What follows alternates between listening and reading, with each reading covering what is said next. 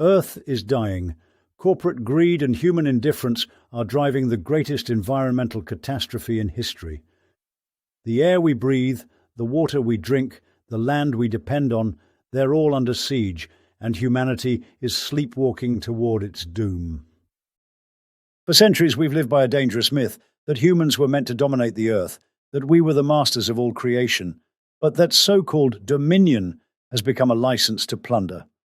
Now, our once thriving planet is teetering on the edge.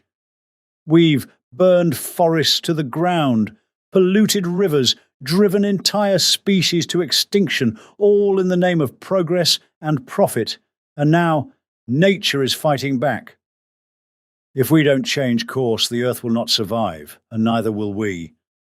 But what if there's another way, a way to restore balance, a way to heal the Earth and ourselves? It's time to stop seeing the Earth as a lifeless resource and start seeing her for what she truly is. A living being, a sacred goddess, our mother, Gaia. Gaia isn't just a symbol. She's a call to arms. She represents a new paradigm, one where the Earth is not exploited but revered. A paradigm that acknowledges the Earth as alive, sacred, and essential to our survival. It's time to bow to her wisdom before it's too late. Imagine a world where humanity doesn't exploit the Earth but partners with it, where we see ourselves as stewards, not conquerors. Gaia worship would be more than a religion. It would be a revolution, a way to reshape how we live, how we work, and how we measure success. When we use the word worship, we don't mean just sitting in a church and mouthing empty words about how wonderful the goddess is, but rather, instead of destroying ecosystems for profit, we'd protect them out of reverence. Instead of chasing endless economic growth that strips the land, poisons the water, and pollutes the air, we'd aim for balance and regeneration. This isn't just about saving the planet, it's about saving ourselves. Imagine a world where the air is clean, the oceans are alive, and every child grows up surrounded by nature's beauty. Gaia worship isn't just a solution, it's a promise of a better future. And most importantly, it's a chance to give our children a world worth inheriting.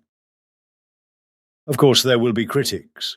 Some will call it naive, or radical, or even sacrilegious. But ask yourself this: how is the status quo working out? Corporate greed has brought us to the brink of annihilation. Gaia worship is not a luxury, it's a necessity. The Earth is more than our home. She's our mother, our lifeline, our sacred goddess. It's time we started treating her that way. The time to act is now. Worship Gaia, protect her, fight for her.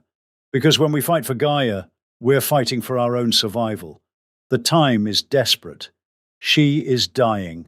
And if she dies, we all die. If you want to see what this new paradigm looks like, a world where humanity learns to revere and protect Gaia, then journey into the prophecy of the future foretold in my novel, The Girl Who Rode the Unicorn. Set in a world devastated by greed and corporate tyranny, it's a tale of survival, love, and the fight to protect the last living sanctuary on Earth. This isn't just fiction, it's a prophecy of the future, a vision of what could be, and a warning of what will happen if we don't embrace a new paradigm. Join the movement, protect Gaia, and discover the story of those who dared to fight for her.